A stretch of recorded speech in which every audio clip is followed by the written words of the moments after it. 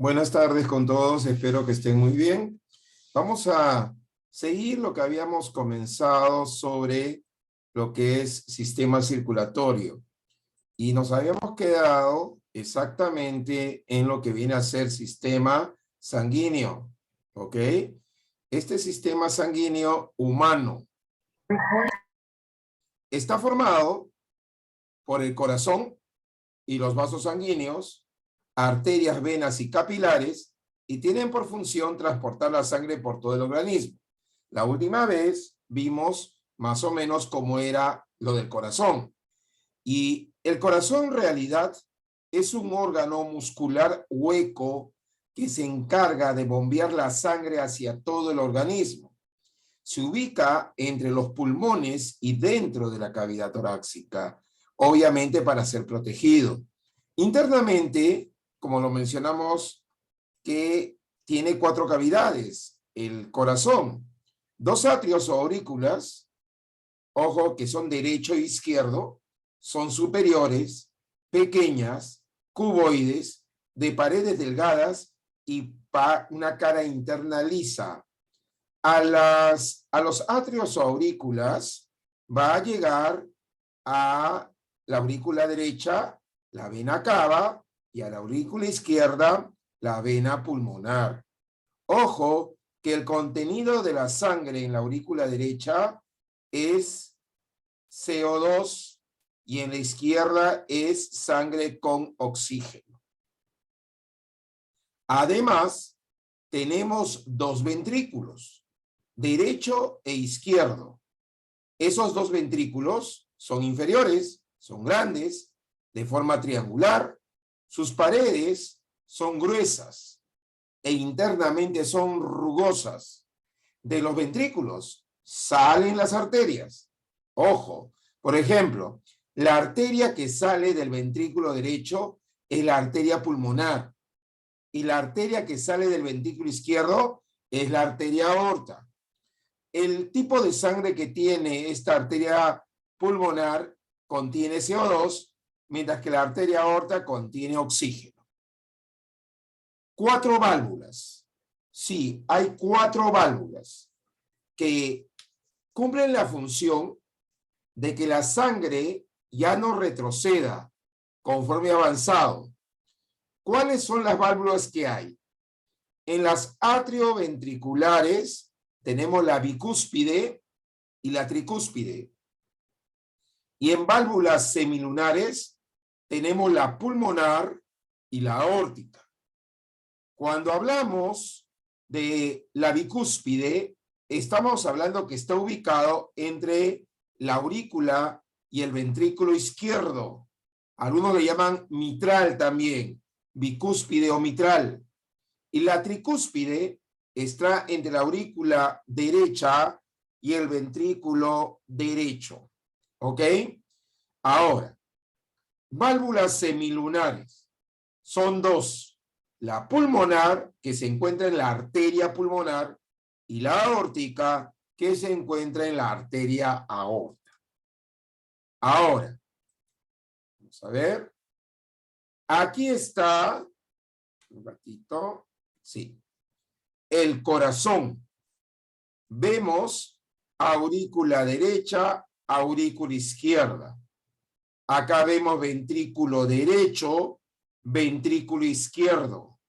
Aquí está la válvula bicúspide o mitral y la válvula tricúspide. ¿Ok? Acá vemos la arteria pulmonar y acá vemos la arteria aorta. ¿Ok? Ahora, ¿cómo es esto? Realmente, la sangre que trae CO2 entra por la vena cava superior y entra también por la vena cava inferior.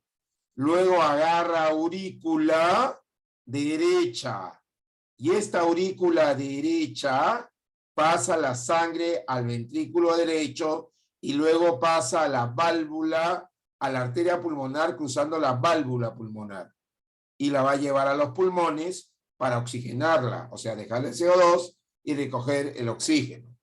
Pero paralelamente ojo, al mismo tiempo, vamos a ponerlo así. Por otro lado, por las venas pulmonares llega la sangre oxigenada que llena la aurícula izquierda. Esta aurícula izquierda, después de haber sido llenada, la sangre pasa al ventrículo izquierdo a través de la válvula mitral y luego pasa a la aorta, ¿ok? Pasando la válvula aórtica para luego repartirse en todas las células la sangre oxigenada en el organismo.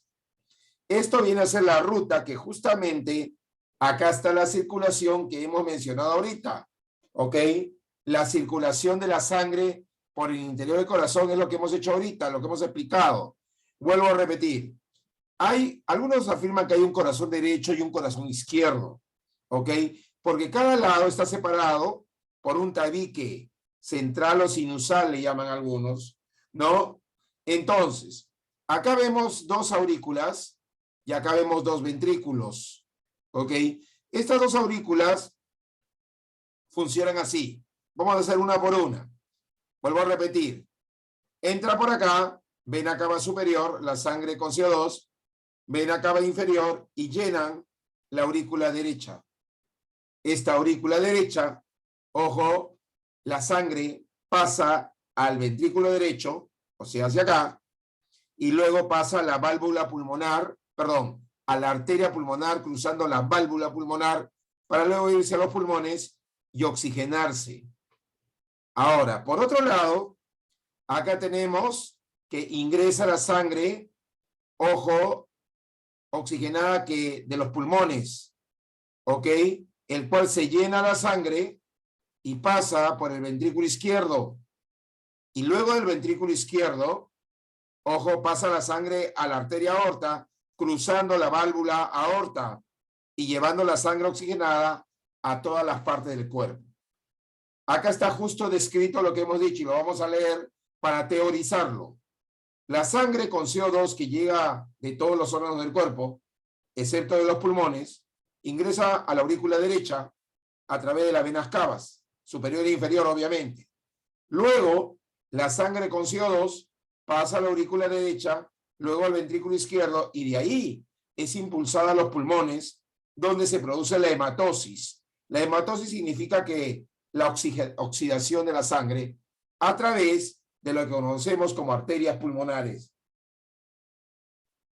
De los pulmones, la sangre oxigenada ingresa a la aurícula izquierda a través de las venas pulmonares y luego pasa al ventrículo izquierdo.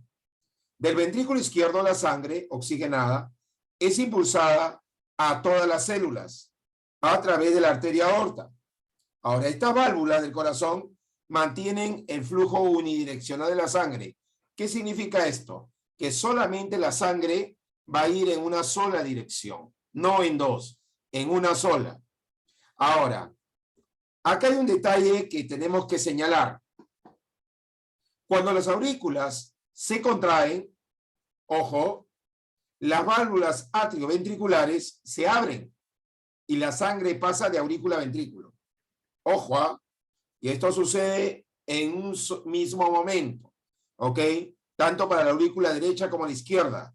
Cuando se contraen, empujan la sangre de la aurícula al ventrículo, ¿ok?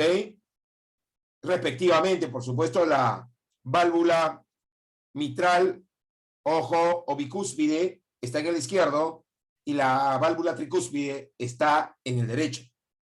Ahora, cuando los ventrículos se contraen, las válvulas aurículo-ventriculares se cierran y se abren las válvulas semilunares tanto para la arteria aorta como para la vena pulmonar, arteria pulmonar y vena, la que está acá, para la vena pulmonar y para la arteria aorta, la que está acá. Miren, esta arteria aorta nace, se puede decir sale, a partir del ventrículo izquierdo y esta arteria pulmonar sale del ventrículo derecho. Es por eso que cuando se contraen los ventrículos, la vena pulmonar y la arteria aorta van a abrir sus válvulas y van a permitir el paso de la sangre. Obviamente, obviamente, por las arterias pulmonares van a pasar la sangre con CO2 y esa sangre con CO2 se va, ojo, a los pulmones para oxigenarse, mientras que a través de la arteria aorta ya está la sangre oxigenada repartiéndose en todo el cuerpo. Ahora, pero el corazón o el sistema circulatorio humano tiene una doble circulación. La circulación es el movimiento de la sangre por los vasos sanguíneos y el corazón. O sea, pasa por los dos. Y ahorita vamos a ver más detalladamente los vasos sanguíneos. Se inicia con un ventrículo y termina en la aurícula del lado opuesto. La circulación humana es doble porque hace dos circuitos. ¿Y sabes cuáles son los dos circuitos? Circulación sistémica y circulación pulmonar. ¿Ok? Algunos llaman mayor y menor, ¿no? Ojo, la circulación sistémica se produce del corazón y las células del organismo. Más o menos transportan 3.3 litros de sangre, de los cuales el 65% de ese volumen se distribuye en las venas y solamente el 15% se distribuye en arterias. ¿Qué funciones va a realizar? Son tres. Nutrición, aportando oxígeno y nutrientes a las células. Termorregulación, regulando la temperatura corporal. Excreción, elimina desechos celulares, como por ejemplo el CO2. Los va a eliminar. Entonces, luego está la circulación pulmonar, que se realiza entre el corazón y los pulmones. Más o menos moviliza 1.7 litros de sangre y tiene por función oxigenar la sangre, o sea, la hematosis. Y acá vemos justamente toda la circulación aquí en esquema y aquí en gráfico.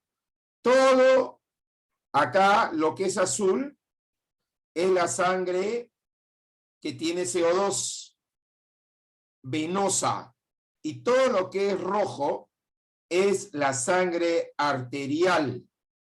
Ojo, primero vamos a ver el dibujo para recordar. Entra por acá, aorta ascendente y descendente, se junta para llenar la aurícula, que luego bombea para llenar el ventrículo derecho y después pasar a lo que viene a ser las venas, arteria pulmonar, que lleva la sangre hasta el pulmón para oxigenarla. Por otro lado, las las venas pulmonares traen la sangre oxigenada, ¿ok? Del pulmón izquierdo.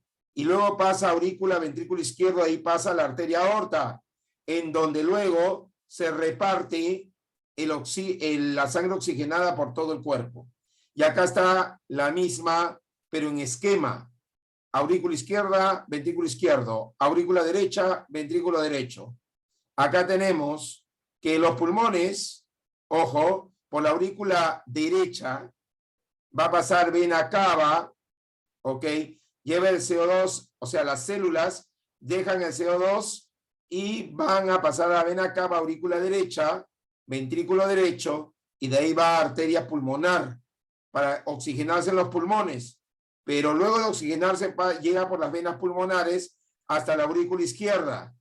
Y luego, ojo, después de la aurícula izquierda pasa el ventrículo izquierdo y luego se va a la aorta para dar oxígeno a todas las células. Recuerden que la circulación pulmonar es aquella que involucra a los pulmones y ahí se produce la hematosis, mientras que la circulación sistémica va a permitir nutrir a las células y eliminar los desechos. Siempre es así, ¿ok? Ahora, pero hay un ciclo cardíaco. Ojo, sí, hay un ciclo cardíaco que es repetitivo, que va a permitir que la sangre circula en forma unidireccional, o sea, en una sola dirección en el corazón y en los vasos sanguíneos. El movimiento de la sangre es de un lugar de mayor presión a otro de menor presión. Y las válvulas cardíacas son las que impiden el flujo retrógrado de la sangre. O sea, hace que no retroceda después que ya pasaron las válvulas. Ahora, el ciclo cardíaco dura aproximadamente 0.8 segundos y comprende dos etapas. Sístole, que es la contracción del corazón, y diástole, que es la relajación del corazón. Sístole, diástole. De acuerdo con ello, aquí hay un esquema, ojo, que les va a permitir, creo que acá hay una pregunta, la función de la aorta es llevar la sangre oxigenada del corazón, Yameli, a todas las partes del cuerpo, repartirlas para que se oxigenen todas las células. ¿Me entendió, Yameli? ¿Ok? Es más, te enseño el gráfico, mira. Acá mejor. Ahí. Mira. Acá entró sangre oxigenada por la vena pulmonar. Agarró la aurícula, ventrículo izquierdo, pasando por la válvula mitral o bicúspide, y luego ingresa a la arteria aorta la sangre oxigenada. Pasa a la válvula aórtica y la aorta, a través de sus prolongaciones, va a irrigar toda la sangre, o sea, va a hacer llegar la sangre oxigenada a todas las células de nuestro cuerpo. Hay aorta ascendente y descendente, acuérdate. ¿Quedó claro, Yameli? ¿Sí o no? Yameli, ¿quedó claro? Ok. Entonces, regresando acá. Esto es la sístole y esto es la diástole. Vamos a analizarlo leyendo detenidamente y analizando. Sístole, el corazón se contrae para bombear la sangre del ventrículo derecho que está acá a la arteria pulmonar. Ventrículo derecho a la arteria pulmonar. Y del ventrículo izquierdo a la arteria aorta. Del ventrículo izquierdo a la arteria aorta. Ahora, en la diástole, ojo, lo que va a pasar es que va a haber una relajación donde la sangre pasa de la aurícula derecha al ventrículo derecho y de la aurícula izquierda al ventrículo izquierdo. Ojo, ese viene a ser la relajación. ¿Ok? Esto lo menciono para que ustedes se ubiquen. Vuelvo a repetir. En la contracción, la sangre pasa de los ventrículos y del ventrículo derecho a la arteria pulmonar y el ventrículo izquierdo a la arteria aorta. Ojo. Mientras que en la diástole se relaja el corazón y la sangre que está en las aurículas pasan a los ventrículos. ¿Ok? Ojo, pasan a los ventrículos. Ahora, cuando se produce la contracción isovolumétrica porque los dos se dan en la misma cantidad, esto dura 0.1 segundos. Aquí los ventrículos que están llenos de sangre se van a contraer para aumentar la presión dentro de ellos. Entonces, en esta fase de llenado, las válvulas atrioventriculares estuvieron abiertas, pero en esta fase se cierran, produciendo el primer ruido cardíaco que se llama el loop. O sea, cuando se cierra, estas válvulas se producen el loop. En esta fase el corazón no bombea sangre, ¿eh? Ojo, porque aquí aún no vence la resistencia de estas válvulas simoideas, simplemente ha pasado. Y esto, al pasar y cerrar estas válvulas bicúspide y tricúspide, se va a quedar la sangre ahí, dura 0.1 segundos. ¿Ok? ¿Y cuándo se produce la eyección? Esta eyección dura 0.2 segundos.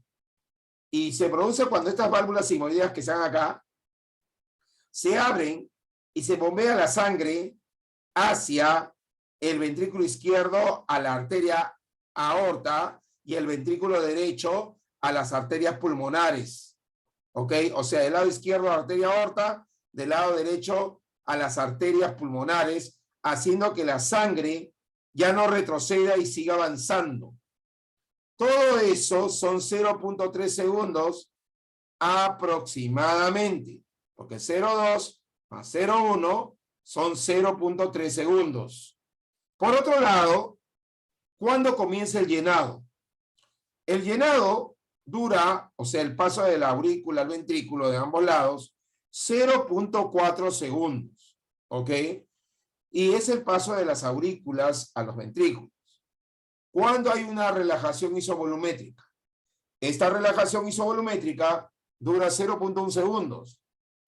Las válvulas sigmoideas se cierran, lo cual produce el segundo ruido, que es el DAP o DUP, loop DUP, es así. En esta fase, los ventrículos se llenan, se relajan, lo cual disminuye su presión, en el otro aumentaba, hasta que sea menor que la presión auricular, para que pueda reiniciarse la fase de llenado de un nuevo ciclo cardíaco. ¿Ok? Ojo, esto va a permitir el llenado de los ventrículos. Y esto acá sería 0,4 más 0,1 sería 0,5 segundos. Y en total todo dura 0,8 segundos. Ojo, eso hay que tenerlo presente. 0,8 segundos. Ahora, de acuerdo a esto, es importante también darnos cuenta que hay un sistema de conducción cardíaca. O sea, este sistema nos va a tener que generar y producir impulsos nerviosos, perdón, eléctricos, rítmicos. Pero ¿de dónde sale ese impulso? Dirán ustedes. Ese impulso sale del mismo corazón, que ahorita lo vamos a ver, que producen la contracción del corazón. Y está formado por el nódulo sinoatrial, el nódulo atrioventricular, el haz atrioventricular y la fibra de Purkinje. ¿Ok? Todos esos son los componentes del sistema que va a comenzar el impulso eléctrico en el corazón para que comience a funcionar. Y las estructuras que intervienen son, vuelvo a repetir, nódulo sinoatrial, que es el inicio, nódulo atrioventricular, haz atrioventricular y fibras de Purkinje. ¿Cómo es la contracción atrial y ventricular? Se refiere a esto, atrial y ventricular. Este es un corazón, después vamos a ver el esquema, primero lo vamos a leer rápidamente. El corazón es el único órgano cuyo músculo se puede contraer sin estímulo de neuronas, porque sabemos que las neuronas no se encargan de la contracción del corazón, mucho menos neuronas motoras, por lo que la contracción es miogénica, o sea, lo hace el mismo músculo en forma independiente. ¿Esto qué significa? Que la contracción nace del mismo músculo cardíaco. Ahí hay una estructura que se llama el nódulo sinoatrial, que está en el lado derecho y genera impulsos eléctricos que producen la contracción del corazón. ¿Por qué? Porque sus células son las primeras que se despolarizan, generando un impulso eléctrico. Las células del nódulo sinoatrial tienen pocas proteínas contráctiles y membranas celulares extensas. Luego de haberse producido el impulso eléctrico, ojo, a partir del nódulo sinoauricular, estimula la contracción de las aurículas. Cuando el impulso nervioso llega a la unión entre aurículas y los ventrículos, estimula el nódulo auriculoventricular, pero este se retrasa 0,1 segundos en transmitir la conducción del impulso eléctrico hacia los ventrículos. Este tiempo de retraso permite que los atrios pasen la sangre a los ventrículos y luego el nódulo auriculoventricular envía el estímulo eléctrico hacia los ventrículos a través del haz de His y de la fibra de Purkinje, produciendo así la contracción de los ventrículos. El ventrículo derecho bombea la sangre con CO2 hacia los pulmones a través de las arterias pulmonares, mientras que el ventrículo izquierdo bombea la sangre con oxígeno hacia todas las células de nuestro organismo a través de la arteria aorta. ¿Ok? Ahora, el nódulo sinoatrial actúa como un marcapaso. Es decir, va a ir regulando la frecuencia cardíaca pero si el nódulo sinoatrial se vuelve deficiente, tendría que ser reemplazado para que se haga esta función, que viene a ser un aparatito que se instala debajo de la piel, donde sus electrodos son implantados en el corazón. Acá es importante, ahora veamos acá el dibujo. Acá está el nódulo sinoatrial, aurícula derecha, el cual inicia el impulso nervioso que va hasta el nódulo aurículo-ventricular, de tal manera que va a permitir que se contraigan las aurículas y a través de las fibras de Purkinje, la rama de haz de His hacia el lado derecho y hacia el lado izquierdo van a permitir que luego llegue hacia los ventrículos y también los contraiga. ¿Ok? Todo esto viene a ser el famoso marcapaso que da origen a la energía eléctrica que activa el corazón. ¿Ok? Ahora, variación de la frecuencia cardíaca. El nódulo sinoatrial, o también llamado marcapaso, que está en el lado derecho, determina la frecuencia cardíaca, número de latidos del corazón por minuto, la cual en un adulto en reposo es igual de 70 a 80 latidos por minuto. Pero el nódulo sinoatrial puede ser estimulado por el centro cardiovascular que se va a encontrar en el bulbo raquídeo para regular, o sea, aumentar o disminuir la frecuencia cardíaca. Solamente para regularlo, para estimularlo, no para hacerlo funcionar. Ojo, esto se encuentra en el bulbo raquídeo, el centro regulador. Ahora, en este centro tiene conexión con dos tipos de nervios, el nervio simpático y el nervio parasimpático. El nervio simpático va a encargarse de aumentar la frecuencia cardíaca mediante la liberación de un neurotransmisor llamado noradrenalina, que, como estamos dándonos cuenta, tiene relación con el sistema nervioso y con el sistema endocrino. O sea, el sistema nervioso dice, ya, corazón, aumenta tu frecuencia. Y para ello necesita la noradrenalina. En cambio, el nervio parasimpático disminuye la frecuencia cardíaca mediante la liberación del neurotransmisor llamado acetilcolina. Hay que recordar que la acetilcolina con la noradrenalina son neurotransmisores. La noradrenalina aumenta, la acetilcolina lo baja. Pero hay que recordar que el nódulo sinoatrial, ojo, también responde ante una hormona llamada la epinefrina, que en realidad es la adrenalina, la cual la produce la glándula suprarrenal y luego la libera a la sangre cuando una persona está en estrés o cuando está con ejercicio físico intenso o simplemente cuando está en lucha o huida. La adrenalina aumenta la frecuencia cardíaca. Ojo, eso hay que tenerlo presente. Muy bien. Acá vemos un esquema de lo que hemos hablado.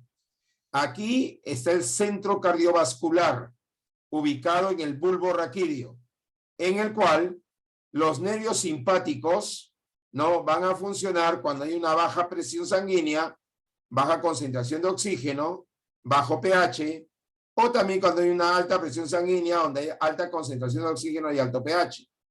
La adrenalina se produce cuando hay estímulos como lucha o huida, estrés y actividad física intensa.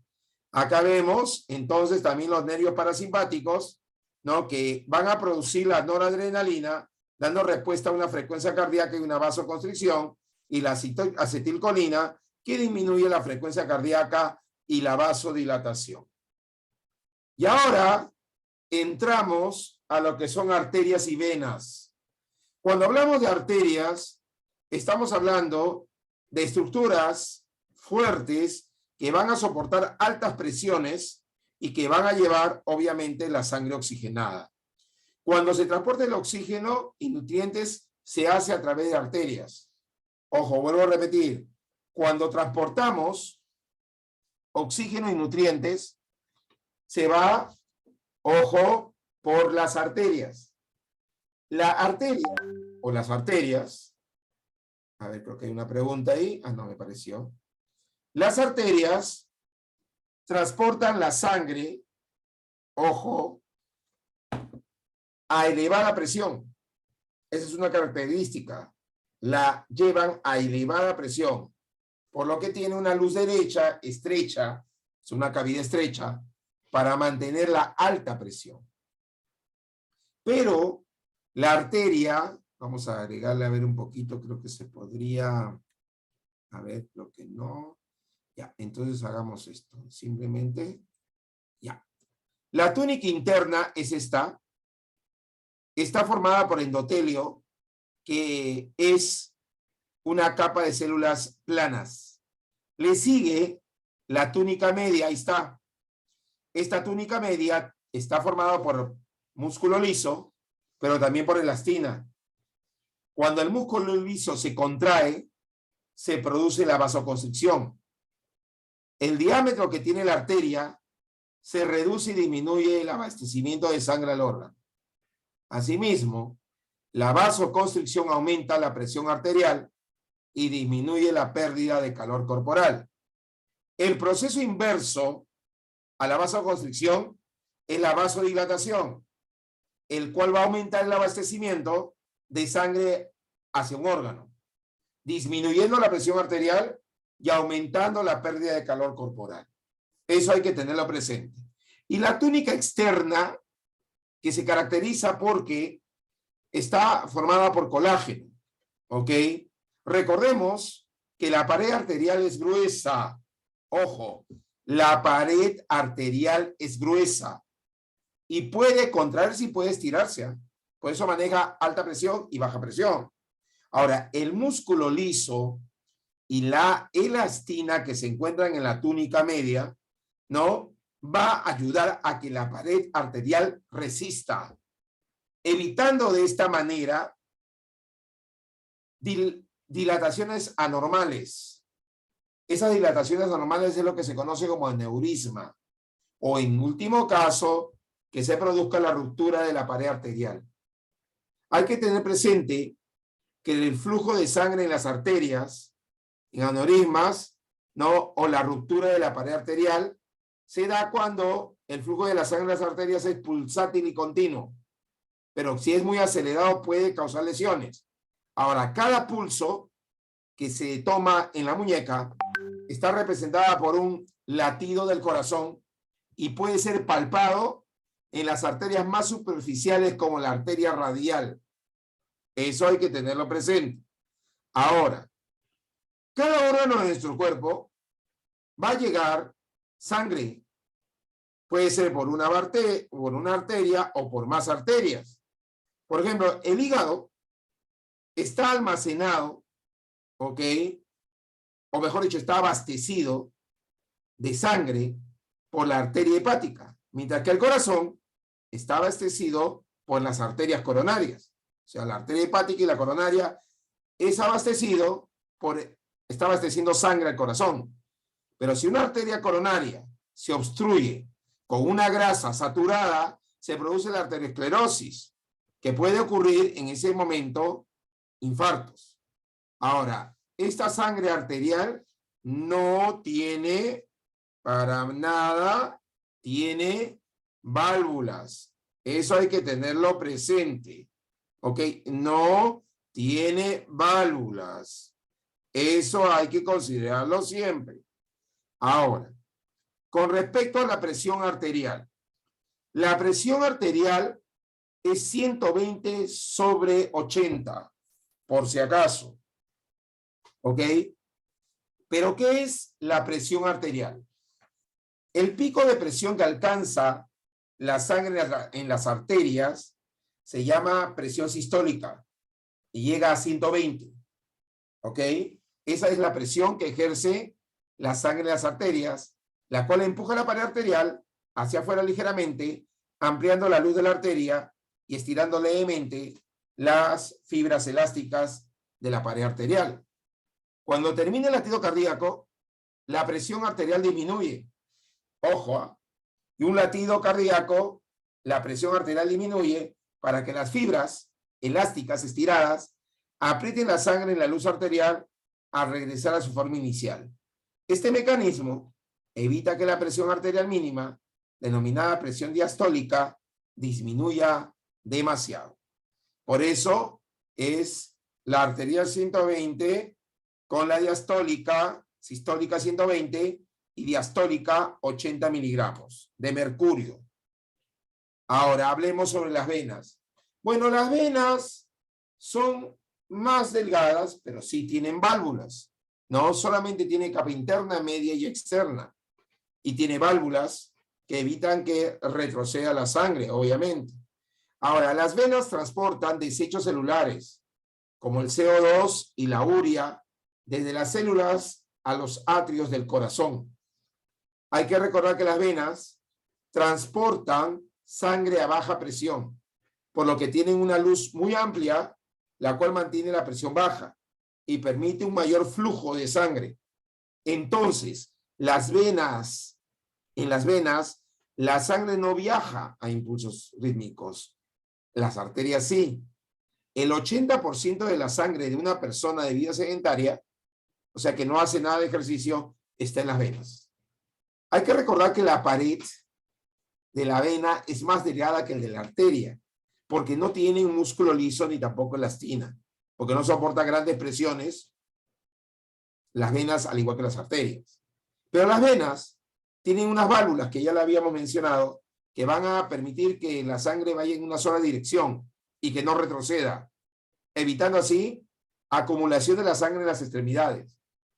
El retorno venoso también está apoyado por la contracción muscular y los cambios de postura. Capilares. Como ustedes pueden ver, los capilares son bastante delgados. Solamente tiene endotelio, unión estrecha y fenestraciones, que son como unos orificios que se encuentran ahí y, por supuesto, envuelto en una membrana basal. Ahora, los capilares se encargan del intercambio de nutrientes y gases, intercambio entre el oxígeno y el CO2, entre la sangre y las células. Solamente el cristalino y la córnea del ojo no tienen capilares. Solamente el cristalino y la córnea del ojo no tienen capilares porque deben ser transparentes. Ahora, ¿qué pasa con la presión sanguínea en los capilares? Es baja. Entonces tienen un diámetro muy pequeño, más o menos entre 5 y 10 micras. La pared del capilar, ojo, solamente está formado por una sola capa de células para facilitar que se difundan.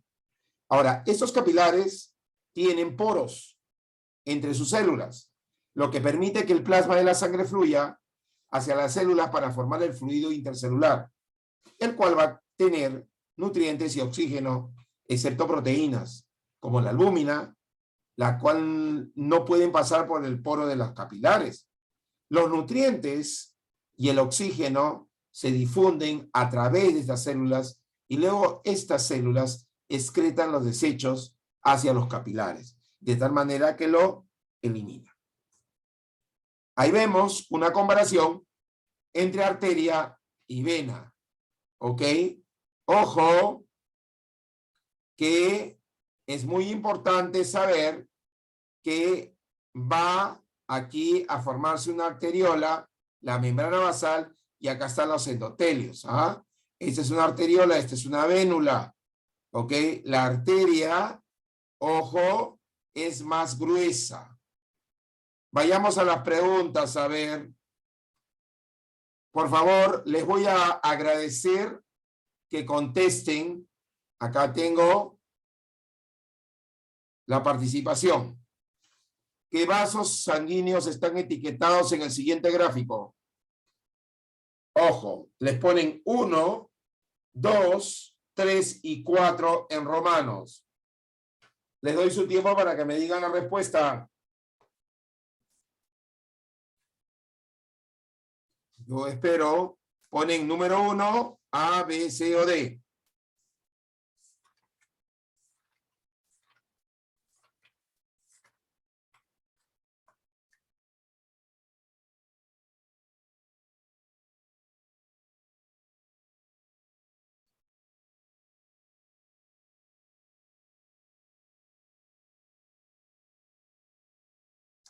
Ok, ve que ya tengo tu respuesta. Para la próxima pon el número 1 tantos. No entiendo. ¿Ha dado dos respuestas? Ahora sí, el último vale, Becker. Está bien, Becker, está bien, está bien, está bien. A ver, los demás también. Los demás vayan pensando y dando la respuesta.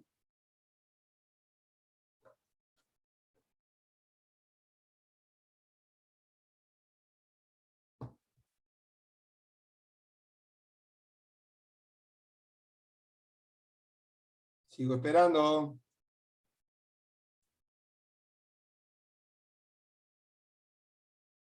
Ya me contestó.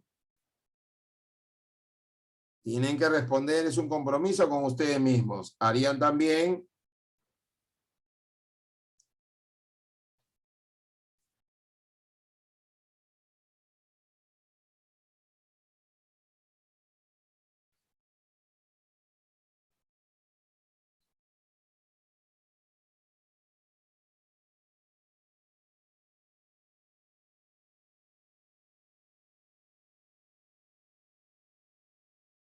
Ok, Bianca. Los demás.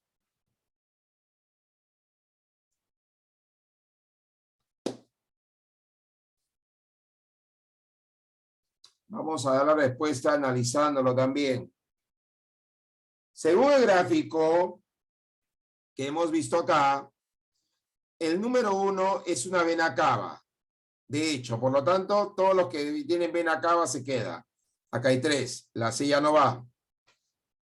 El número 2, ok, es una aorta, porque mira de dónde sale. Del lado izquierdo, aorta. Por lo tanto, queda A y B. Ok. El número 4 se le llama vena pulmonar, el que llega a la aurícula izquierda. Perdón, estoy mal. El número 3 es la arteria pulmonar. El número 2 es la aorta. El número 3 es vena pulmonar. Esta es la vena. Y el número 4 es la arteria pulmonar. La vena pulmonar lleva la sangre con CO2 y la arteria pulmonar es aquella que trae la sangre oxigenada. Por lo tanto, la respuesta es la B. Perdón, la A, estoy mal. A ver, otra vez ya. 1, vena cava. 2, aorta. Nos quedamos con A y B. 3, esta es la arteria pulmonar. Ahí me equivoqué yo. Arteria pulmonar. Y la que está acá es la vena pulmonar. Entonces es la A. Sí, la A, muchachos. Bien, pasemos a la siguiente. A ver. Vamos a pasar esto para acá. Dice que está asociado con la disminución de la temperatura corporal, la vasoconstricción o la constricción de vasos sanguíneos de la piel. La B, la vasodilatación de los vasos sanguíneos de la piel, el aumento de escalofríos o la disminución de la producción del calor. O en todo caso, ¿cuál sería la respuesta? Comprendo, Becker, comprendo. Es que el dibujo es así, te lo ponen con truco, Becker. A ver, vamos con la 2.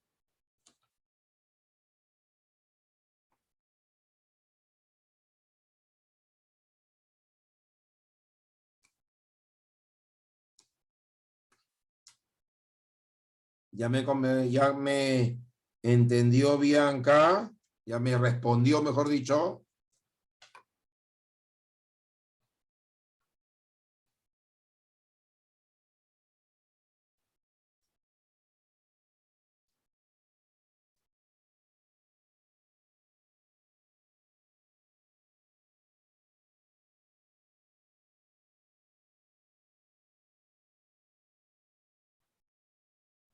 Vamos con la 2.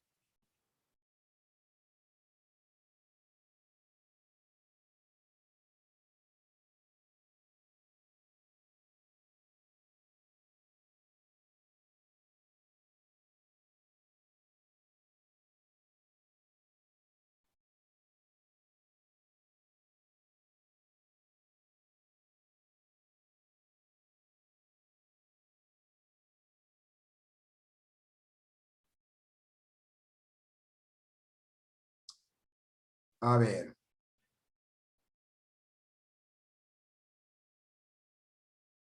Yameli, Bianca, ya me contestaron los demás.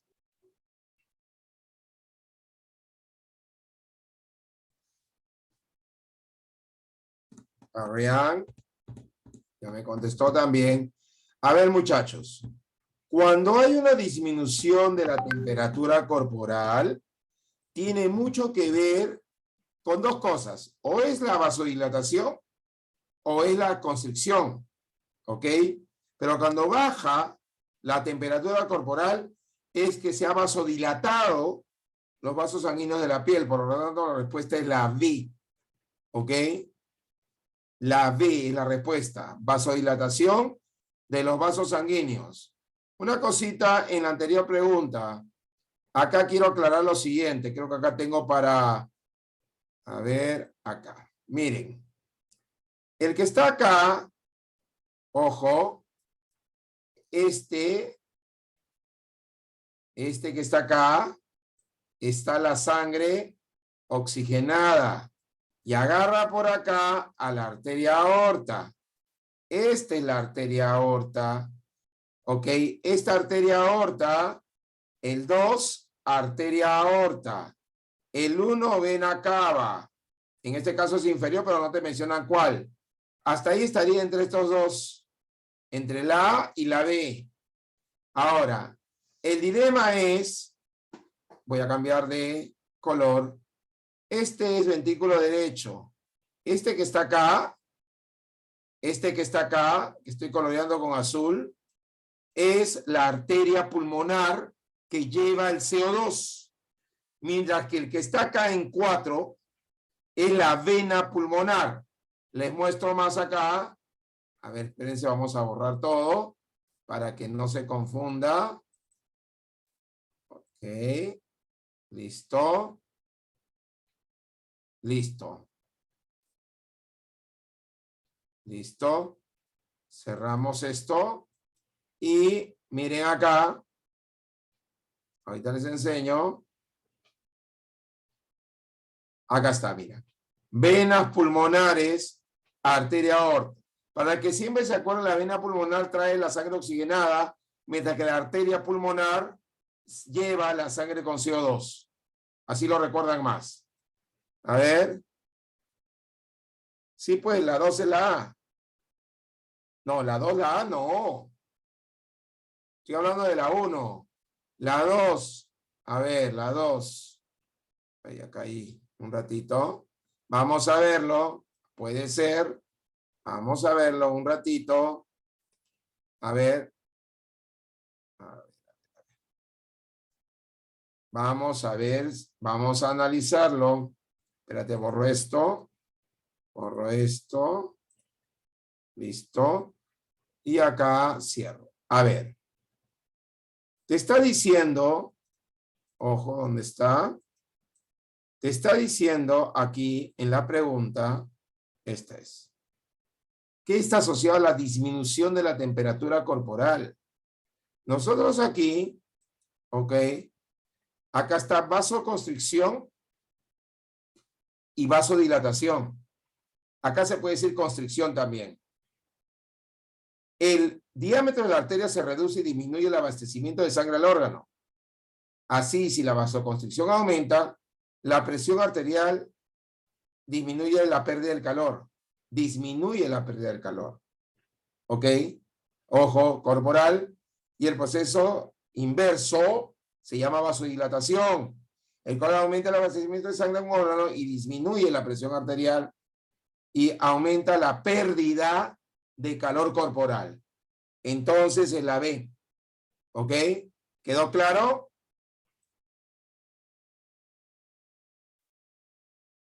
¿Quedó claro, Yameli?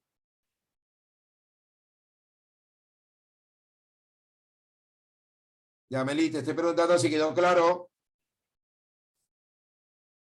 Yameli. Ok.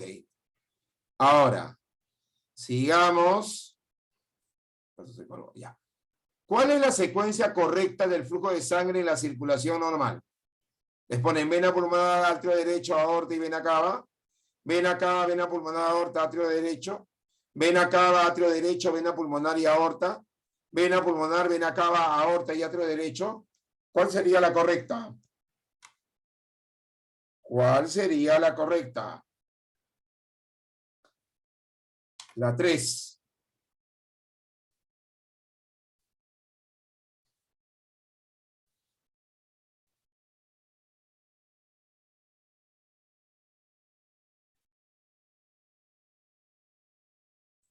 A ver.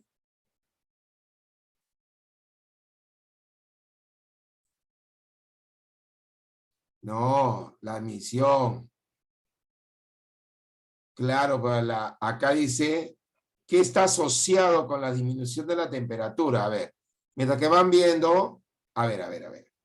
Parece que, a ver, voy acá.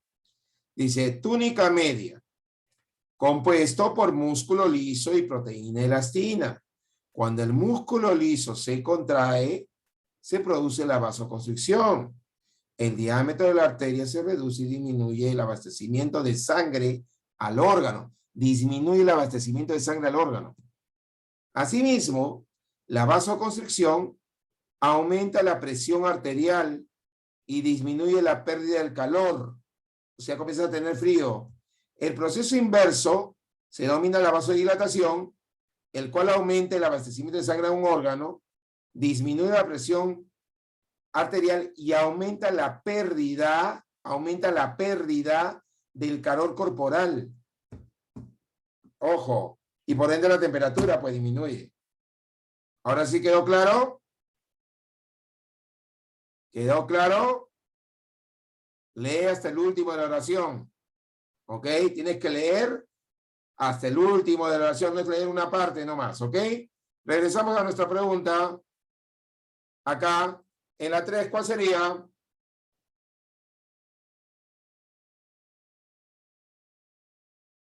Ok, Becker. ¿Cuál sería en la 3? ¿Cuál será la secuencia correcta del flujo de sangre en la circulación normal?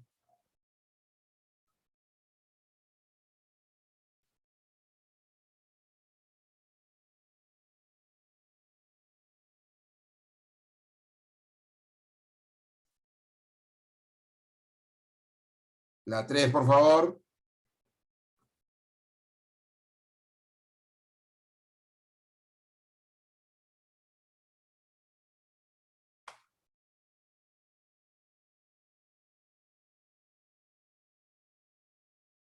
Estoy esperando respuestas.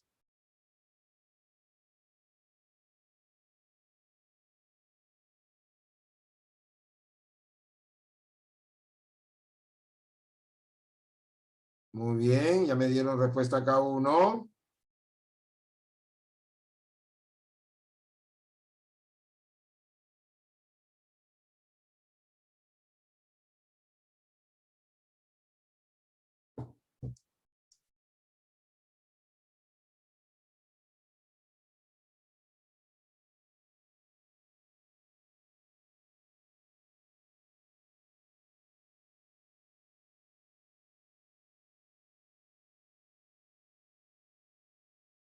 Solamente me ha contestado Becker. ¿Becker es? Sí, Becker nada más. Los demás necesito su respuesta, muchachos.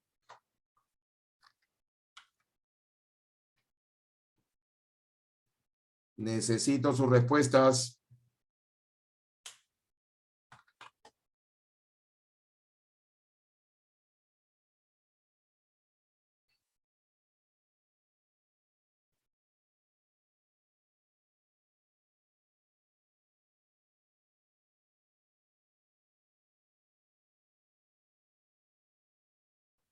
Bueno, la respuesta es la C. Comienza vena cava, atrio derecho, vena pulmonar y la aorta. Esa viene a ser la ruta. Ahora, vayamos al siguiente. ¿Cuáles son las características del flujo de sangre por las arterias y por las venas? O sea, ¿cómo fluye la sangre por arterias y por venas? ¿Cómo fluye? Ahí está A, B, C y D. Arteria y vena. Marquen una.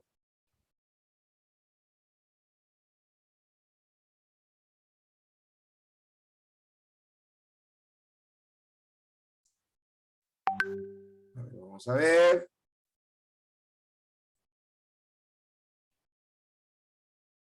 Tienen que participar, jóvenes.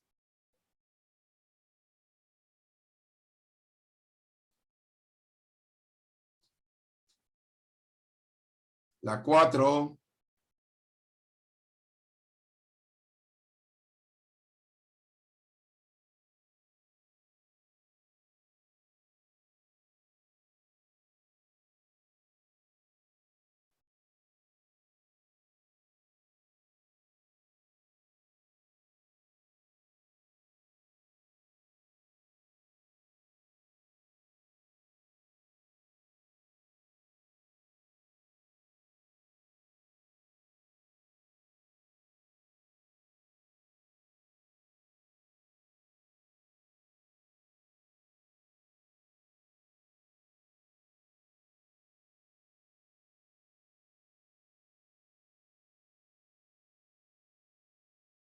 Estoy esperando la respuesta de la 4.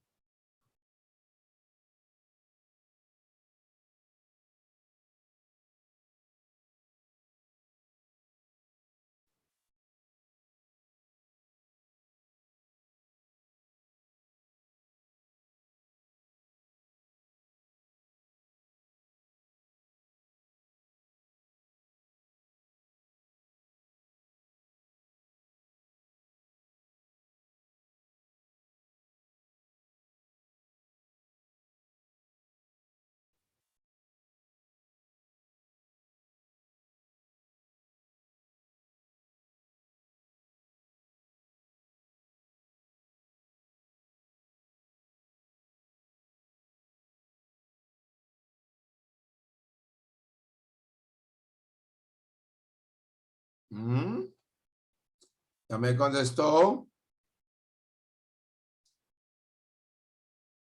¿Quién es?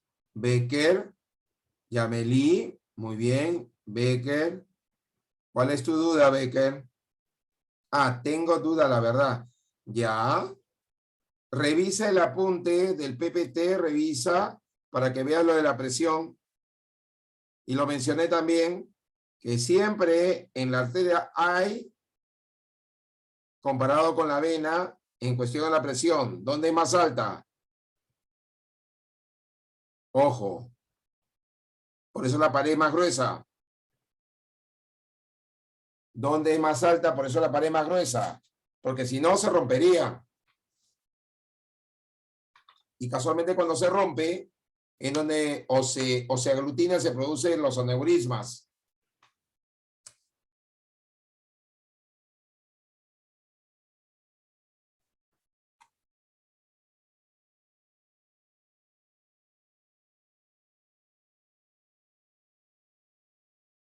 Ajá. Sí, está bien. Son más delgadas, pero, ojo, en las arterias hay mayor presión. Por eso son más gruesas.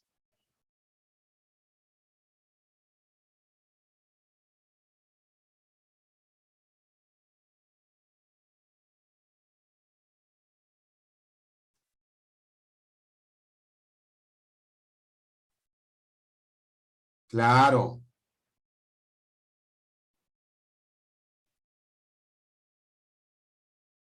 La respuesta es la B. ¿Ok? Muy bien. En la 4 la respuesta es B. Vamos con la 5.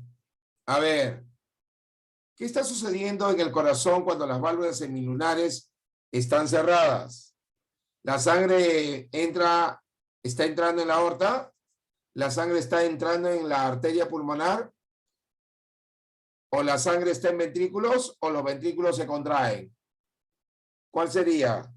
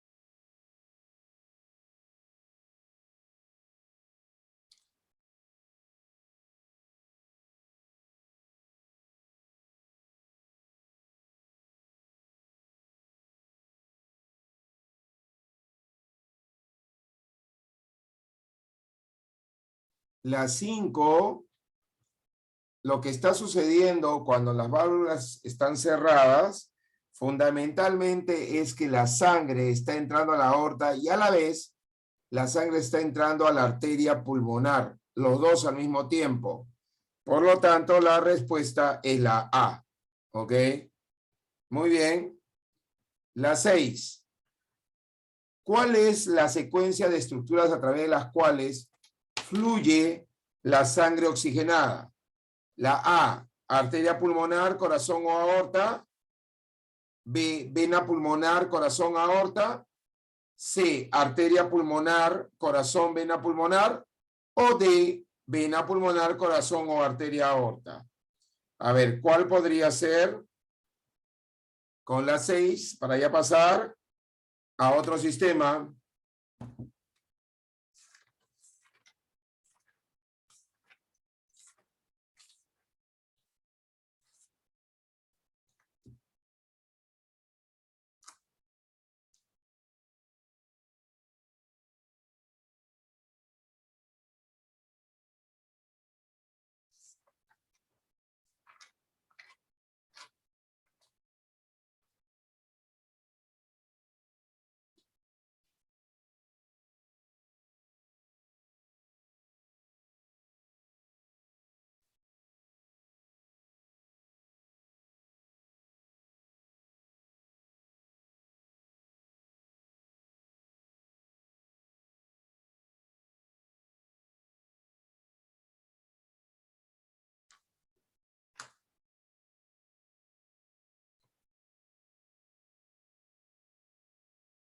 Ya me llegó lo de Ameli. Los demás, por favor.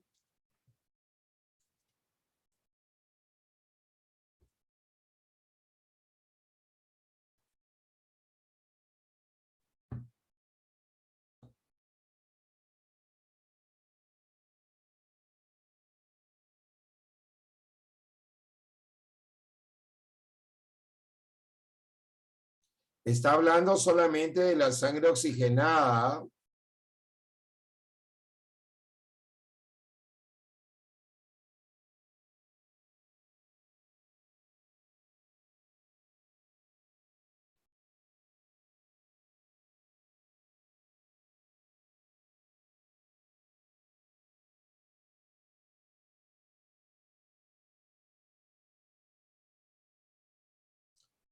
A ver, acá está considerando, bueno, definitivamente el que va al último es arteria aorta, porque no es la aorta, es arteria aorta, ¿ok?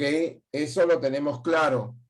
Ahora, pero antes de la arteria aorta tiene que llegar al corazón, todas coinciden, pero antes de llegar al corazón, esa sangre que antes que se convierta en oxigenada llega a través de la vena pulmonar, por lo tanto la respuesta es la D.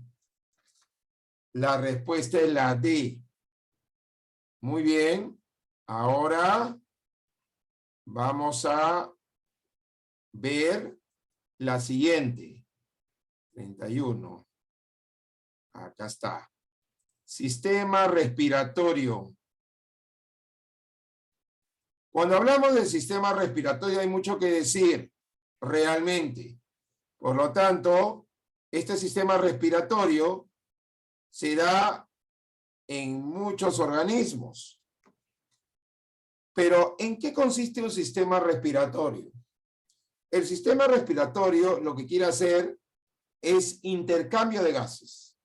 O sea, intercambiar el CO2 por el oxígeno entre el organismo y el ambiente, obviamente. Esto es muy importante tenerlo presente, sobre todo, ¿no? Buscando de alguna u otra manera, ¿no? Que salga el CO2. Eso hay que tenerlo presente. Ahora, vamos a ver los tipos de sistema nervioso, perdón, respiratorio. Los tipos de sistema respiratorio, ¿ok?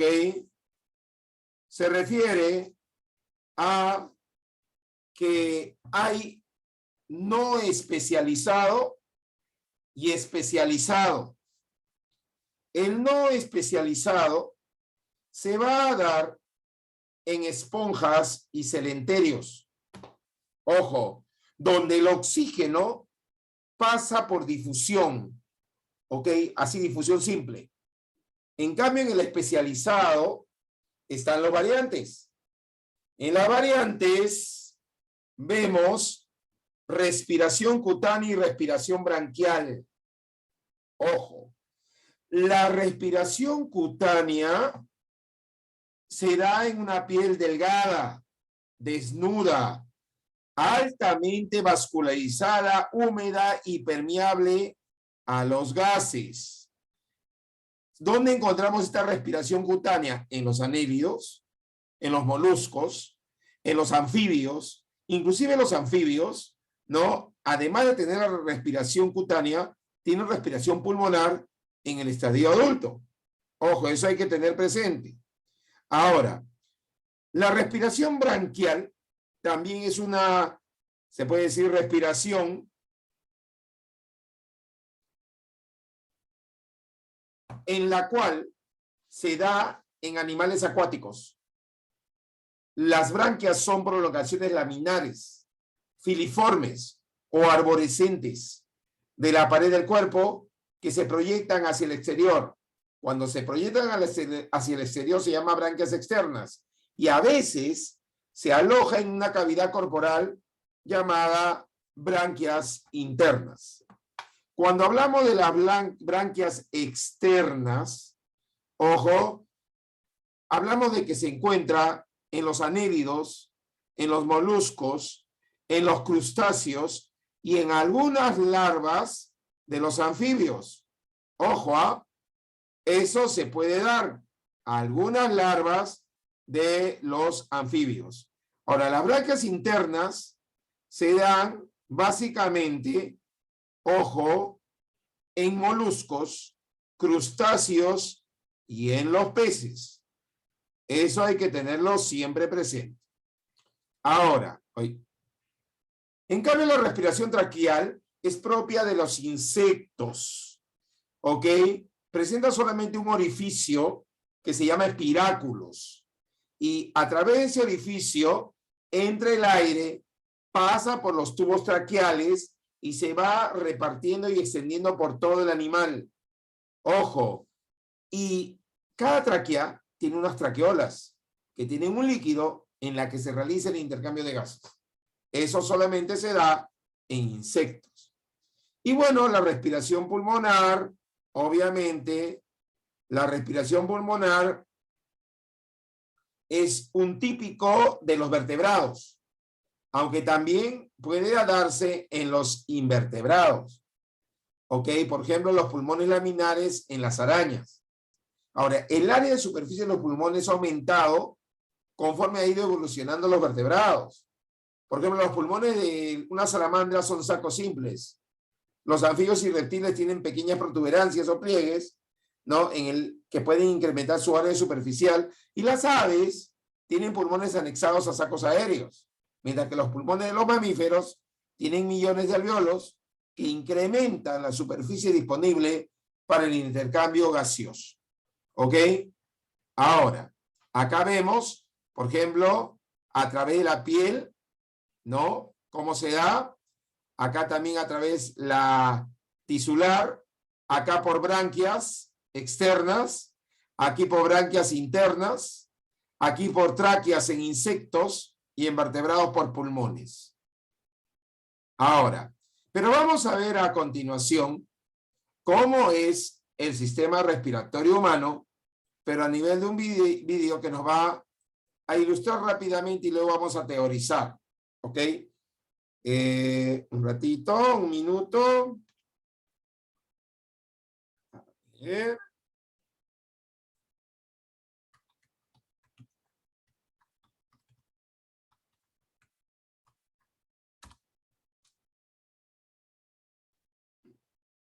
Ya. ¿Quieres un cabello más liso y sin frizz? Prueba Sedal ácido hialurónico más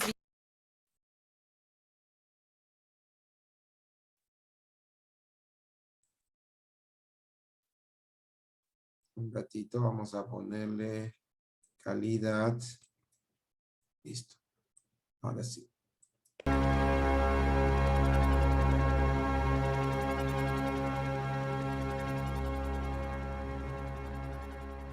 El sistema respiratorio humano está formado por un conjunto de órganos que permiten recibir oxígeno del medio circundante y expulsar dióxido de carbono hacia la atmósfera, lo que constituye el proceso respiratorio, cuya función esencial en el cuerpo es producir energía para el funcionamiento de la célula. Las estructuras anatómicas que conforman el sistema respiratorio son fosas nasales, nasofaringe, orofaringe, faringe, laringe, tráquea, bronquios, bronquiolos y alveolos. Los pulmones son dos órganos que se hallan en la cavidad torácica. El pulmón derecho está dividido en 3 lóbulos y el izquierdo en 2. Los bronquios, bronquiolos y alveolos se encuentran dentro de los pulmones. En cada pulmón penetra una arteria pulmonar que se ramifica sucesivamente en arteriolas hasta formar una red de capilares alrededor de cada alveolo. Las fases del proceso respiratorio son ventilación pulmonar, hematosis, transporte de gases y respiración celular. La ventilación pulmonar es el intercambio de aire entre la atmósfera y los alveolos pulmonares mediante la inspiración y la expiración. La inspiración es la entrada de aire con oxígeno a los pulmones. Al inspirar, el diafragma se contrae y las costillas se elevan, por lo que el volumen de la caja torácica aumenta y el aire fluye por diferencia de presión hacia los pulmones. La expiración es la salida del aire de los pulmones y expulsa el dióxido de carbono desechado por las células. Al expirar, el diafragma y las costillas regresan a su posición normal, por lo que el volumen de la caja torácica disminuye y el aire fluye hacia el exterior hasta alcanzar un equilibrio de presión con la atmósfera. El aire entra en el sistema respiratorio por las fosas nasales. La nasofaringe, orofaringe y faringe filtran, calientan y humedecen el aire al ser conducido hacia la laringe. Durante la inspiración, la laringe permite el paso de aire hacia la tráquea, que es un conducto constituido básicamente por cartílago. El extremo inferior de la tráquea se divide en 2 bronquios, y cada uno de estos conduce aire a un pulmón. Los bronquios primarios se ramifican en bronquios secundarios, terciarios y así sucesivamente, originando bronquiolos, en cuyos extremos están los alvéolos pulmonares. La hematosis es el intercambio de gases entre el aire que se halla en los alvéolos y la sangre que circula por los capilares que los rodean. El proceso se realiza de la siguiente forma. El oxígeno que se inhala en la inspiración cruza las delgadísimas paredes de los alvéolos y los capilares, llega a la sangre y se une a la hemoglobina de los glóbulos rojos que harán llegar el oxígeno a todas las células del cuerpo. Al mismo tiempo, el dióxido de carbono contenido en la sangre pasa de esta a los alvéolos y de ahí es expulsado hacia la atmósfera mediante la expiración. El transporte de gases a través del sistema circulatorio consiste en el traslado de oxígeno desde los alvéolos pulmonares hasta las células y de dióxido de carbono desde las células hasta los alvéolos. La respiración celular es un conjunto de reacciones químicas que permite a las células obtener de los nutrientes la energía que necesitan para realizar sus funciones y se puede desglosar en 4 etapas: glucólisis, descarboxilación oxidativa del piruvato a acetilcoenzima A, ciclo de Krebs, y cadena de transporte de electrones y fosforilación oxidativa. La glucólisis es un proceso común a todas las células, en donde la glucosa se degrada en el citosol sin necesidad de oxígeno y se obtiene piruvato y energía en forma de ATP y NADH. Su ecuación es esta.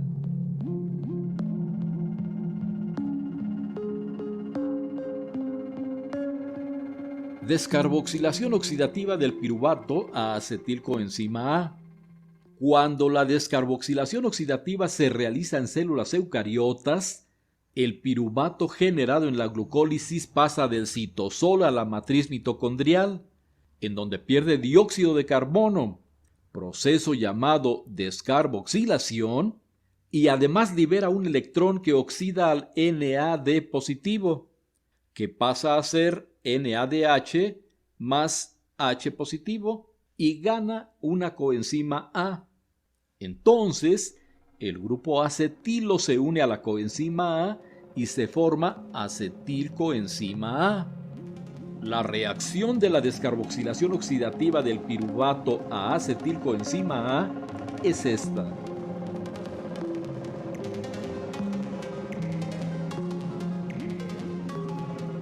Como se obtienen 2 moléculas de piruvato por cada molécula de glucosa, al final de la reacción se obtienen 2 acetilcoenzima A que pasan al ciclo de Krebs, 2 NADH más 2 hidrogeniones que pasan a la cadena de transporte de electrones y 2 CO2 que se difunden hacia el exterior de la célula.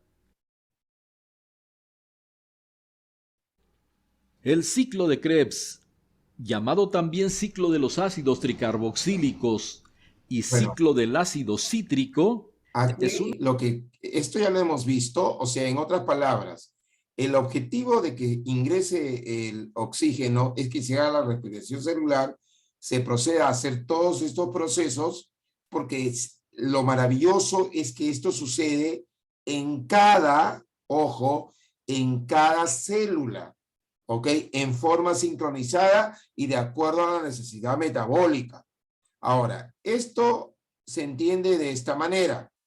Cuando hablamos de sistema respiratorio en esta parte, estamos hablando de las estructuras y de las funciones de cada uno.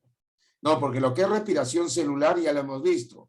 Ahora, el sistema respiratorio humano viene a ser un conjunto de órganos que su función es captar oxígeno que necesitan las células y la eliminación de dióxido de carbono, que es el desecho que las células producen. Se dividen, por tanto, en 2 componentes, vías respiratorias y órganos respiratorios.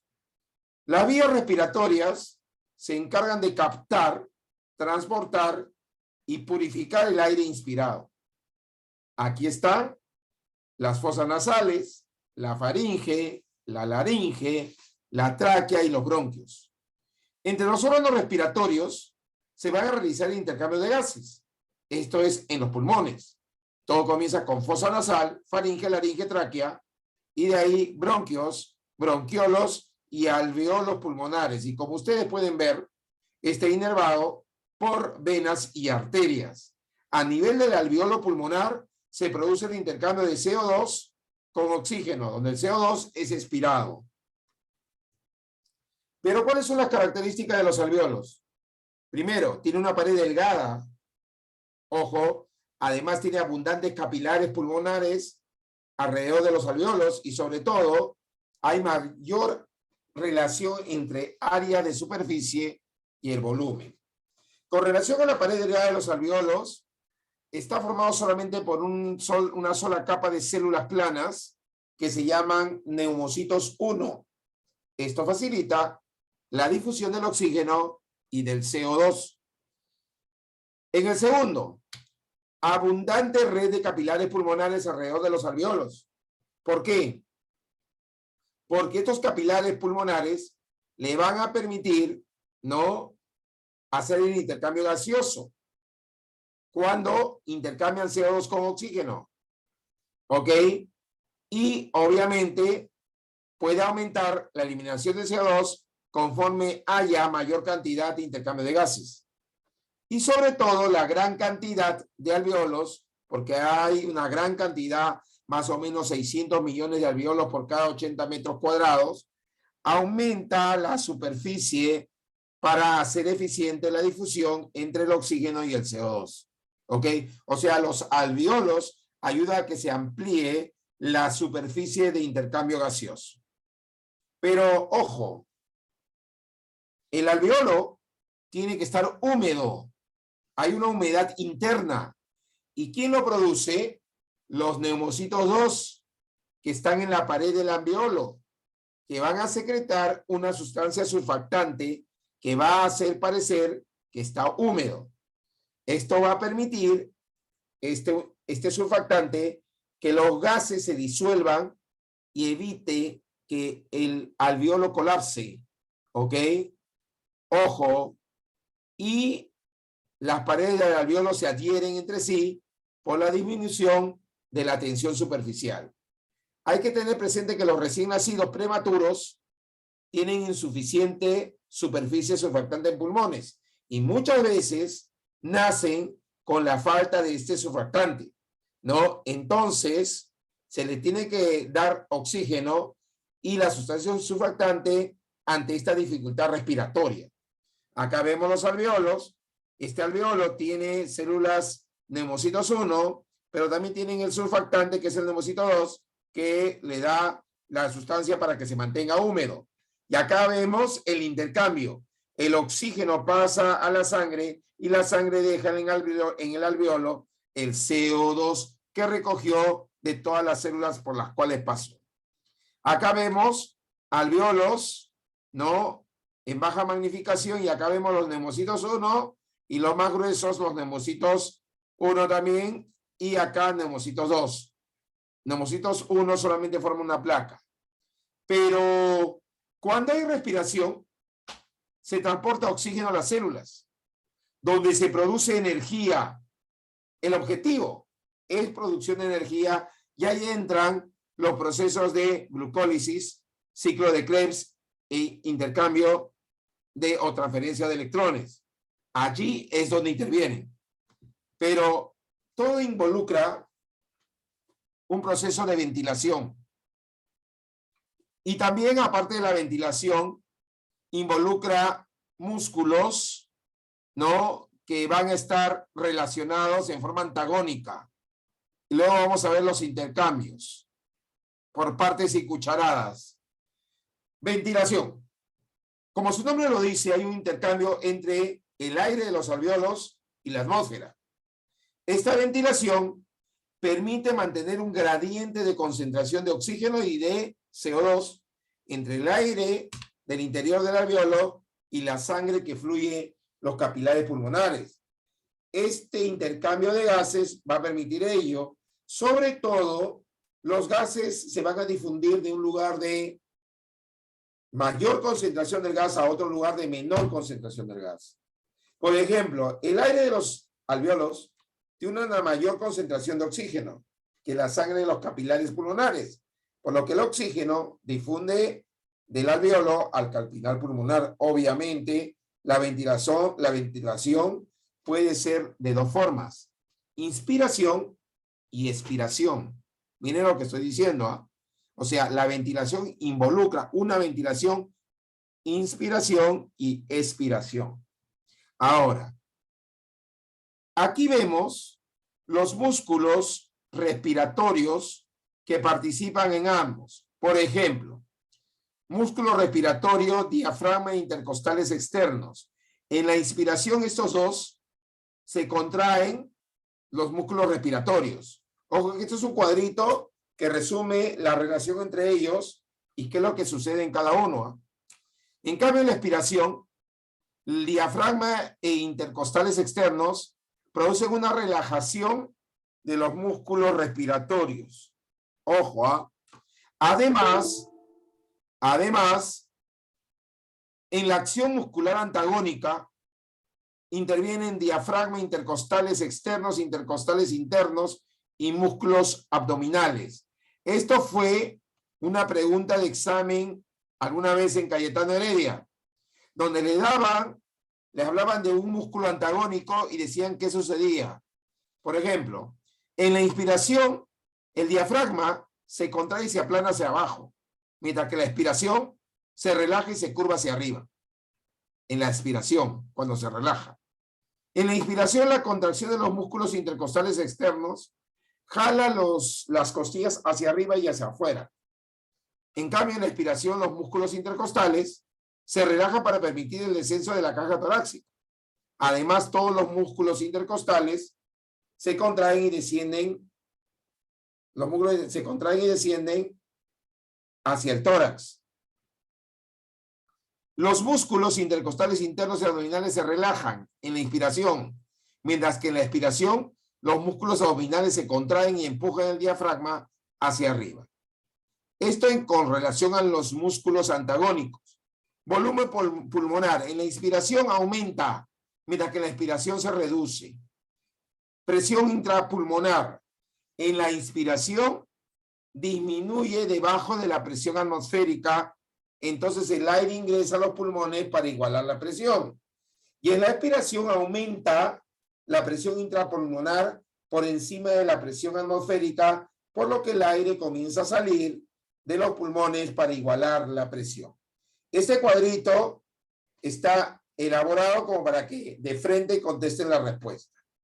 Y acá vemos que también en la inspiración y la expiración se produce, ojo, o se cumple una ley, la ley de Bariote, de Boyle-Bariote, ¿ok? Que dice que, según la ley de Boyle, la presión es inversamente proporcional al volumen, ¿ok?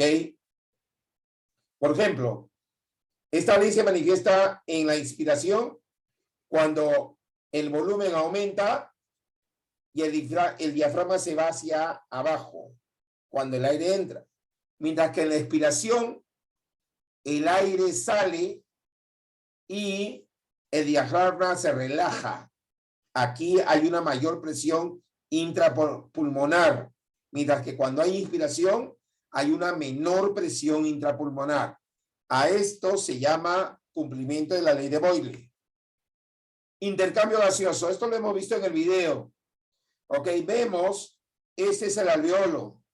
Va a entrar el aire con oxígeno. ¿Qué es lo que va a hacer?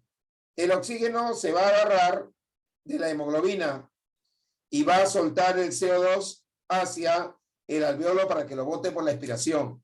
Recordemos que el capilar pulmonar, ok, va a llevarse al oxígeno que ingresó con el aire. ¿Ok? El que le ayuda es la hemoglobina, obviamente. Y bueno, la respiración celular, que permite la formación de energía del ATP a partir de las moléculas orgánicas. ¿Como cuáles? Como la glucosa. Se realiza en presencia de oxígeno, es decir, respiración aeróbica. ¿Ok?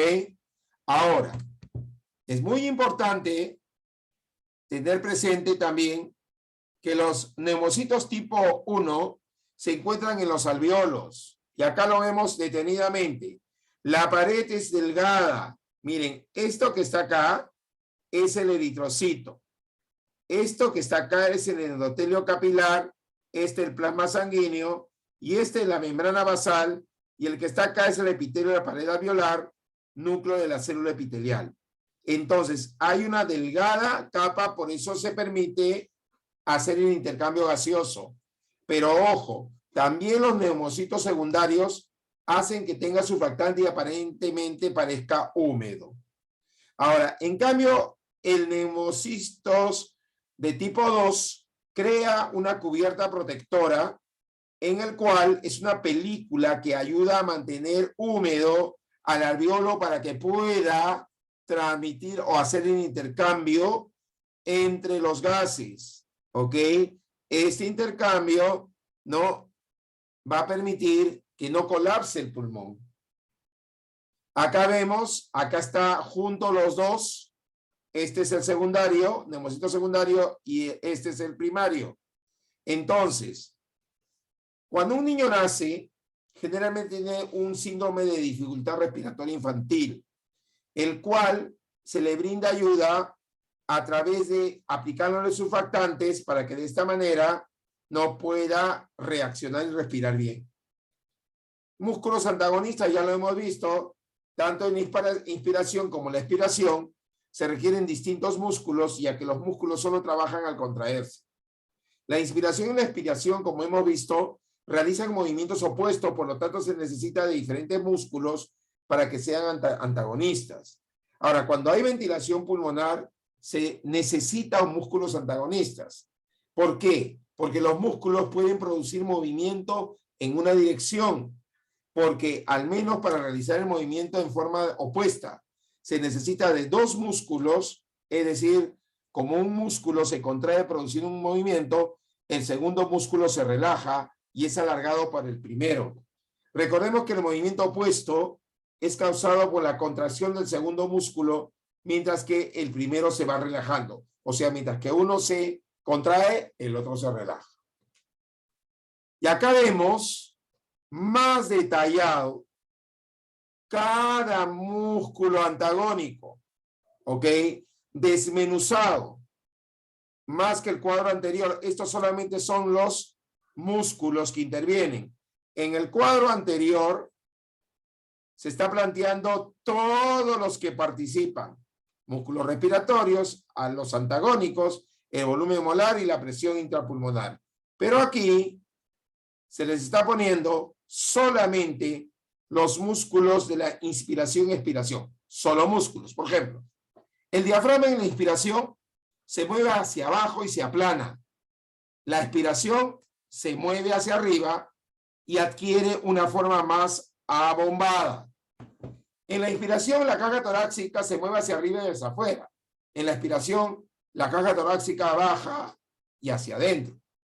Ahora, los músculos antagonistas para producir estos movimientos son, en inspiración, aumenta el volumen dentro del tórax y por tanto disminuye la presión. En la expiración, disminuye el volumen del tórax y por tanto aumenta la presión. Ahora, movimiento del diafragma. El diafragma en la inspiración se contrae y se mueve hacia abajo, empujando la pared abdominal hacia afuera, mientras que la expiración es empujado hacia arriba, adquiriendo una forma bombada. Los músculos de la pared abdominal en la inspiración se relajan, permitiendo que la presión del diafragma empuje la pared hacia afuera. En la expiración se contraen, empujando los órganos abdominales y el diafragma hacia arriba. Movimiento de la caja torácica.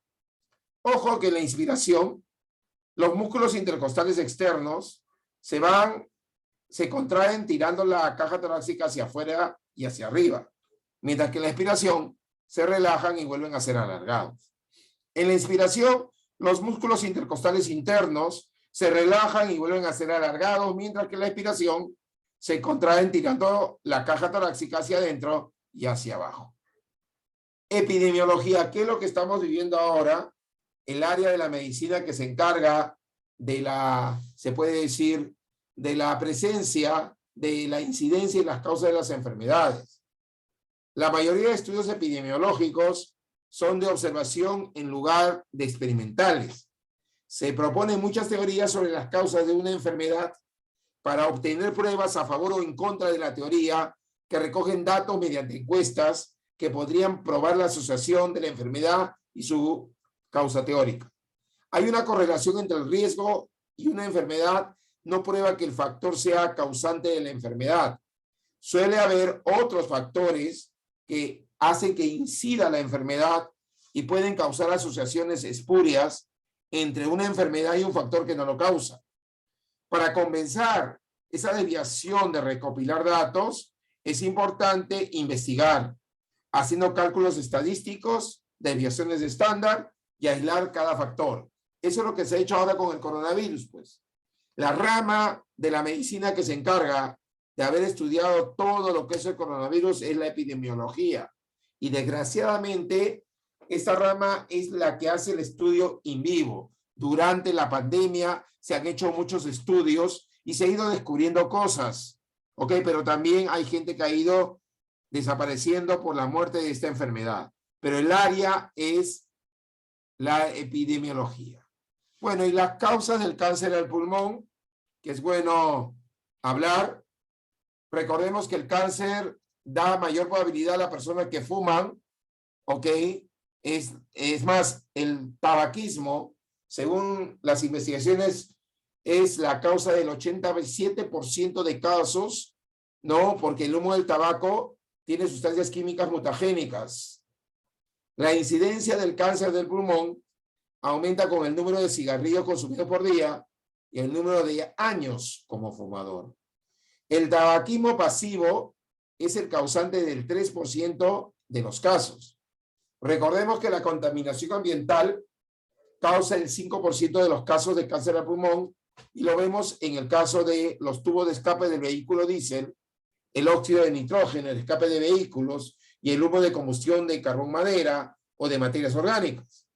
Muchas veces el gas radón, que es un gas radioactivo, puede producir cáncer a pulmón y este gas se da en aquellos lugares donde hay ciertas rocas como el granito que se acumulan en edificios mal ventilados donde puede ser inhalado y es cancerígeno. El asbesto, el sílice y algunos sólidos pueden causar cáncer al pulmón si se inhalan en forma de polvo u otras partículas, por ejemplo en construcciones, en canteras, en minas o algunas fábricas. Las consecuencias del cáncer del pulmón son muy graves, pero pueden ayudar a diagnosticar la enfermedad. Dificultad para respirar, tos persistente, expectoración de sangre, dolor del pecho, pérdida de apetito, pérdida de peso y fatiga generalizada. Generalmente, el cáncer del pulmón tiene una mortalidad muy alta. Solo el 15% de personas que padecían cáncer de pulmón sobreviven más de 5 años. Detectado en fase temprana se le puede extirpar y se somete a sesiones de quimioterapia y radioterapia. Recordemos que los pacientes que se curan del cáncer al pulmón han perdido parte del pulmón continúan teniendo dolor, dificultad para respirar, fatiga y ansiedad por el posible regreso de la enfermedad. Enfisema. Cuando hablamos de enfisema, es cuando un paciente tiene menos cantidad con referente al número de alveolos, con paredes mucho más gruesas. Siempre en la superficie total del intercambio de gases se reduce y se aumenta la distancia para recorrer los gases por difusión. Por lo tanto, el intercambio de gases en la persona con enfisema pulmonar es mucho más difícil. Los pulmones son menos elásticos, en el caso del enfisema, dificultando la ventilación. Las causas podrían ser varias. Por ejemplo, la fagocitosis en el interior de los alveolos, que normalmente previenen infecciones pulmonares, ingiriendo bacterias, produciendo la elastasa, que es una enzima digestiva de proteínas, para matarlas en el interior de las vesículas, formando una endocitosis. Pero hay un inhibidor de enzimas llamado el alfa-1 antitripsina, que impide que la elastasa y la proteasa digieran el tejido pulmonar. En fumadores, esto aumenta el número de fagocitos en los pulmones y estos fagocitos comienzan a producir la elastasa. Ahora, los factores genéticos influyen también en la cantidad y eficacia del A1AT, ¿ok? Producida en los pulmones. Pero el 30% de fumadores producen un aumento de proteasas, haciendo que no sea posible detener la digestión de las proteínas a nivel del alveolo, debilitando las paredes del alveolo y obviamente destruyéndola. Además, los alveolos, los daños que se hacen a los alveolos es irreversible, haciendo que se sature el oxígeno en la sangre y concentraciones de dióxido de carbono superiores a lo normal. Las personas que lo padecen no tienen energía, tienen dificultad para respirar durante el ejercicio vigoroso. A veces la actividad leve les trae dificultad y la ventilación es trabajosa y más rápida que la normal. Vamos con las preguntas a ver. Con la primera, ¿cuál de las siguientes alternativas es una característica de la pared del alveolo? Una de las características de la pared del alveolo. A ver, vamos a ver. Acá está. A, delgados cilios seca. Grueso, cilios y húmeda. Delgado, sin cilios y húmeda. Gruesa, sin cilios y seca. ¿Cuál será la respuesta? Le doy su tiempo.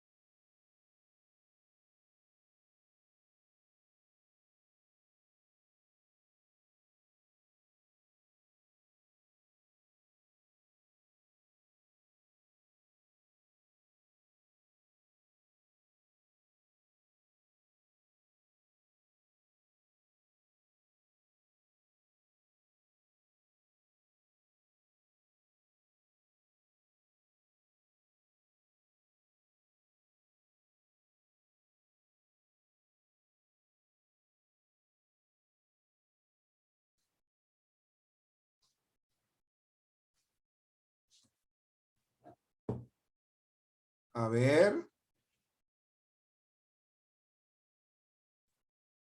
Vamos con la respuesta de la 1. A ver.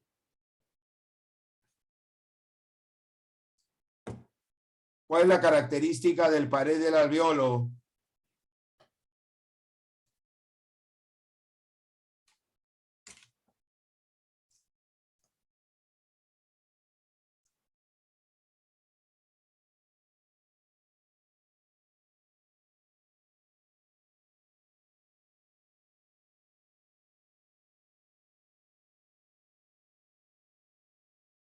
Bueno, la 1, la respuesta es la C.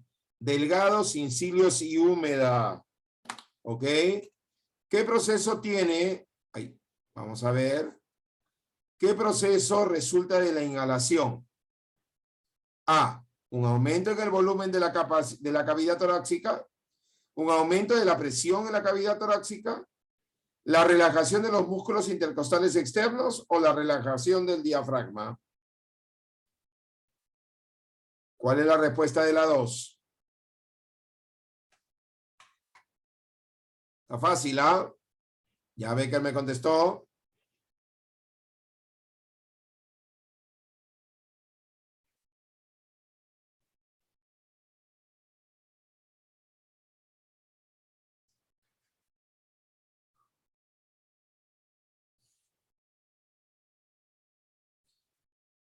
A ver, no es para mucho rato. La respuesta de la 2 es A. Por favor, participen todos. ¿Qué acción provoca la inspiración? La presión de la cavidad torácica aumenta. El volumen de la cavidad torácica disminuye. El diafragma se relaja o los músculos intercostales externos se contraen. ¿Cuál sería la respuesta?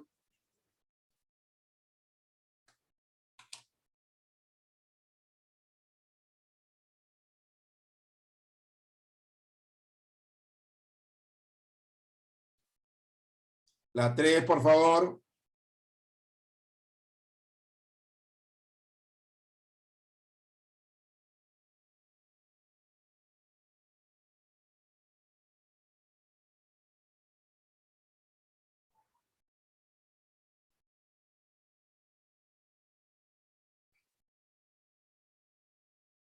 La 3.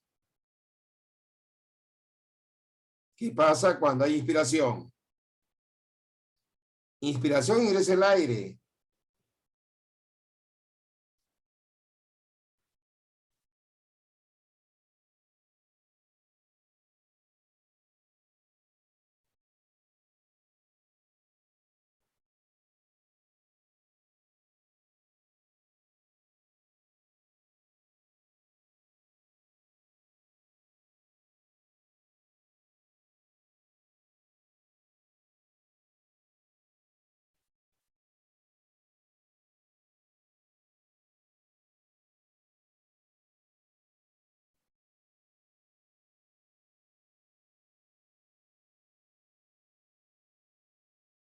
Ya estamos en la 3. Estamos en la 3. La 2 es A, pero la 3...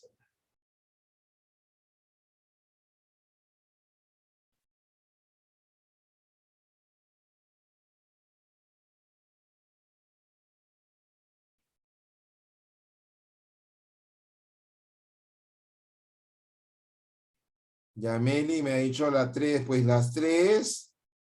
La 3 es la D, porque los músculos intercostales externos se contraen y van hacia afuera, pero es la contracción de los músculos intercostales. Siguiente, vamos con la 4. ¿Cuál de las siguientes características es esencial para que los alvéolos funcionen? Una capa muscular densa, una alta relación entre la área de superficie y el volumen, pared compuesta de múltiples capas de células o una pared alveolar seca. ¿Cuál sería la respuesta de la 4?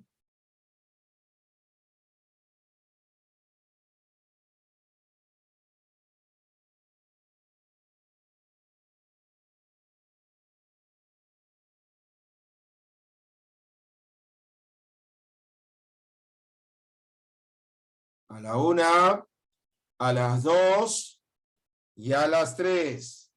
En la 4 es fundamental que haya una alta relación entre el área de superficie y el volumen. Acuérdense que los alvéolos pulmonares ayudan a que amplíe su función de absorción o intercambio de gases. La 5. A ver, vamos con la 5. ¿Cuál es la secuencia de estructuras por donde pasará una molécula de oxígeno durante el ingreso al cuerpo? ¿La A, la B, la C o la D?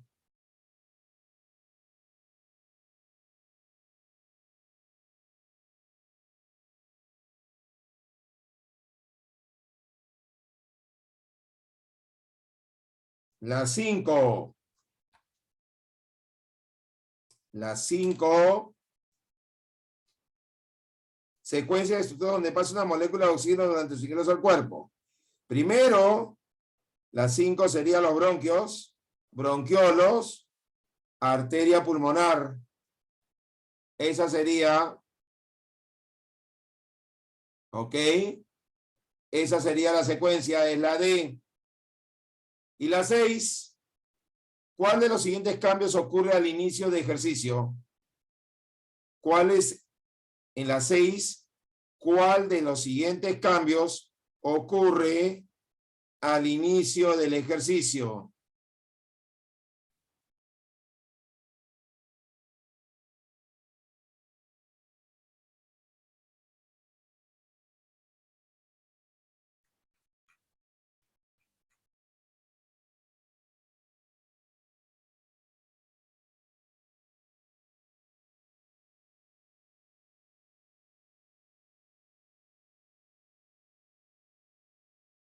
La 6, la respuesta, ¿cuál es? Es la letra D.